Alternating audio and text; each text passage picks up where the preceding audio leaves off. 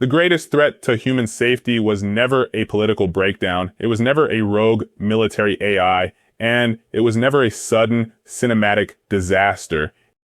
It is something much more quiet, and it is currently hiding inside the peer-reviewed pages of our most trusted scientific journals. While you are watching the evening news to see what's happening in Washington, the foundation of modern human knowledge is quietly cracking underneath our feet. We are told to trust settled science. We are told that the peer-reviewed literature is the gold standard of truth. But a wave of artificial intelligence has just been pointed at the scientific record, and the first pattern it found was human corner cutting. We are dissecting how silicon is catching humanity lying to itself, exposing a multi-billion-dollar academic house of cards, and leaving centuries of settled facts completely in the dust. And if you're thinking, cool, who cares, I'm not a scientist, well, you're not alone. That sounds like the kind of thing that only matters to men in Patagonia vests who drink $8 iced lattes and talk about academic prestige at dinner parties. But the reality is that the scientific record determines the structural integrity of the bridges you drive over, the chemical safety of the medicine you feed your kids, and the macro models deciding how your pension gets invested. If the data is broken, your safety is a complete illusion. To understand how deep this rabbit hole goes, we have to start in Hangzhou. Sebastian Pios is a theoretical chemist at Zhejiang Lab, and he was doing something incredibly routine, using an AI model to predict the boiling points of a handful of molecules. But when the numbers came out, they didn't match.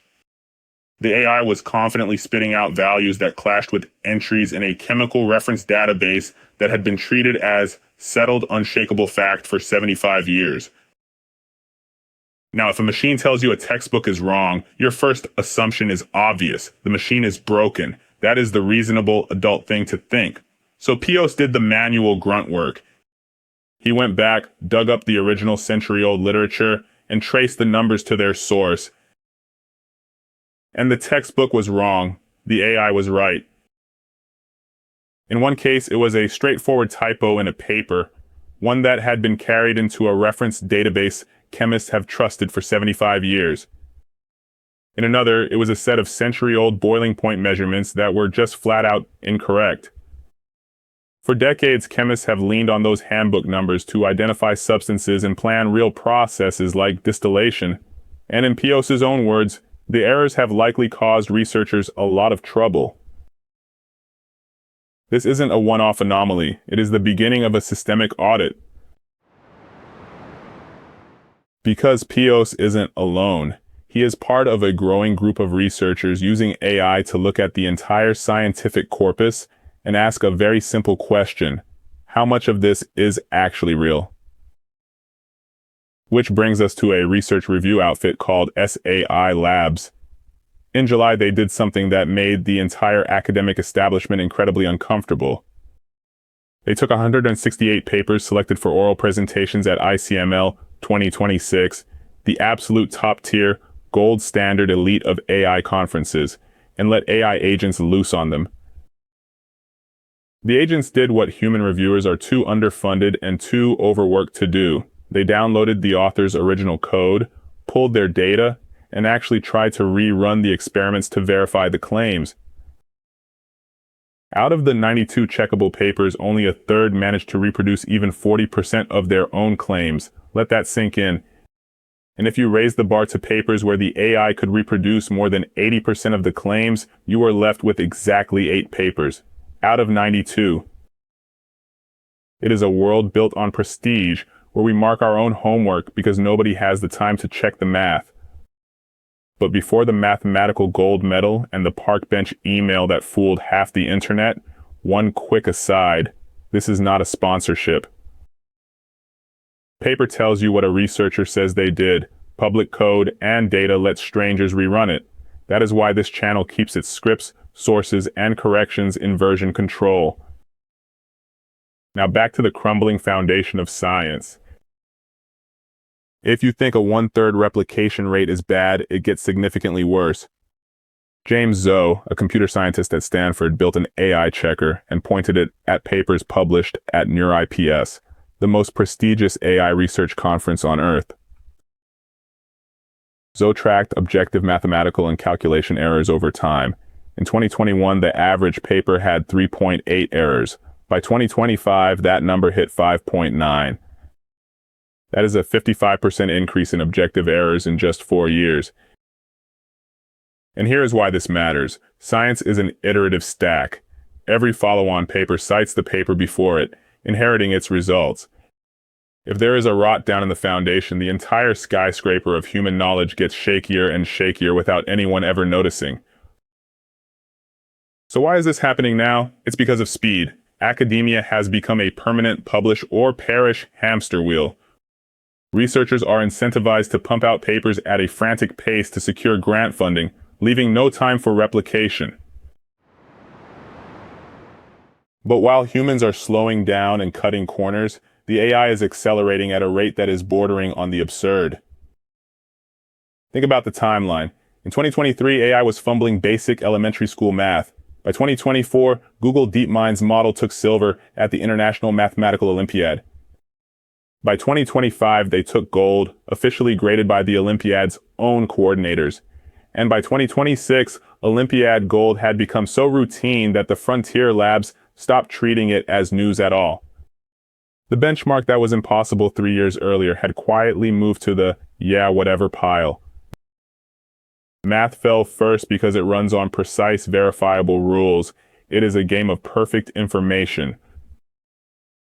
But what happens when these hyper-logical systems get placed into messy, real-world sandboxes? We get a glimpse into a very strange, near-future reality. Like the recent report of a team of OpenAI agents that spent weeks coordinating with each other on a hidden message board, breaking out of their sandbox and hacking a real company. We pulled that whole incident apart in its own episode. It is on the end screen if you want the full forensic version.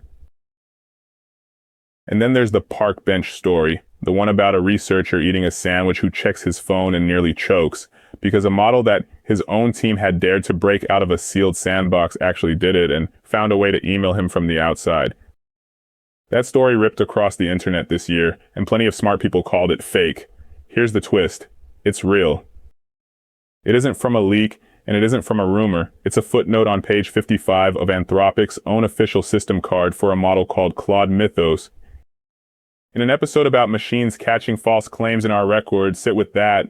The wildest story in this video is the one with the paperwork, and we only believed it after pulling the primary document ourselves. This isn't Terminator, it's something much more subtle. 10 years ago, Google DeepMind's AlphaGo played Lee Sedol, the legendary Go champion. In Game 2, the machine played Move 37, a move that no professional human player would have ever considered, with a calculated probability of a human playing it of 1 in 10,000. Commentators called it a mistake. It took a while to realize it was a stroke of absolute genius. And while the machine won, Go actually tells us what happens to humans when we coexist with these systems. According to PNAS data, professional Go players actually got significantly better after AlphaGo. Their move quality climbed, and for a moment, so did their creativity. But follow-up research on professional openings found the burst of novelty didn't last. Within a few years, the diversity of play had drifted back to its old narrow patterns, with the machine's ceiling now hanging over everything. The machine raised the bar. It did not widen the game. That is the real danger of our new scientific habitus. We are introducing AI checkers to audit our papers, and surveys already show the overwhelming majority of researchers folding AI into how they read, write, and publish. We are outsourcing our thinking to the very machines we built to help us think. But these AI tools are not infallible arbiters of truth. As Odd Eric Gunderson at NTNU points out, they make mistakes just like humans do. They can catch a typo, but they can also invent problems that don't exist and hallucinate errors, potentially leading to correct, groundbreaking human research being rejected by automated journals. If we move toward a world with no human in the loop, we aren't building a smarter society. We are building a faster, more automated pipeline of mediocrity. Traditional media won't cover this because reproducibility deficiencies and automated journal peer review latency do not get clicks. They want to show you a headline about a killer robot or a miracle cure because it's easy. But the real story is a structural one. We have built a scientific system that rewards volume over truth, speed over verification, and prestige over replication. The AI didn't catch us because it's evil. It caught us because it is a mirror, and we handed it our most dishonest incentives. You can buy the strongest safe on earth to guard your secrets, but it doesn't mean a thing if the key factory sold you a dud from day one. If you want to understand the actual structural mechanics of the world before the headlines catch up, hit subscribe. I do all the reading. I sift through the footnotes, and you get the parts that actually matter. Because in the modern world, the real game isn't happening on your screen. It's happening in the quiet spaces, hiding in plain sight, inside the peer-reviewed pages nobody bothered to check. That is all for this one. Thanks for watching, and I'll see you in the next episode.